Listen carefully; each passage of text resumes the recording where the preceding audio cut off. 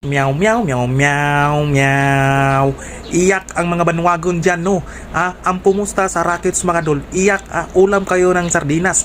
Sino ang nagsabi, na hindi kaya ng Warriors ang Rockets, nga? Wala man yung Rockets, mga dol, Intro boys lang yan, mga dol, Kumbaga, napunta lang yan sa top number 2 kasi, kumbaga, pinagbigyan para maging top 2 pero mahina yan mga dol. Warriors pa ang makalaban nila na super team ngayong playoffs, super team ang Warriors, sila lang talaga ang mag-champion. Kaya yung nagsasabi na mahina ang Warriors, iyak kayo ngayon kasi baka masweep ang Houston Rockets dyan, masweep ang Houston Rockets dyan mga dol.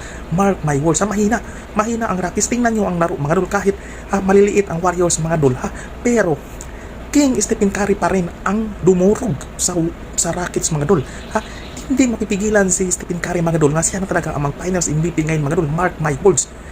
Meow, meow, meow, meow, meow.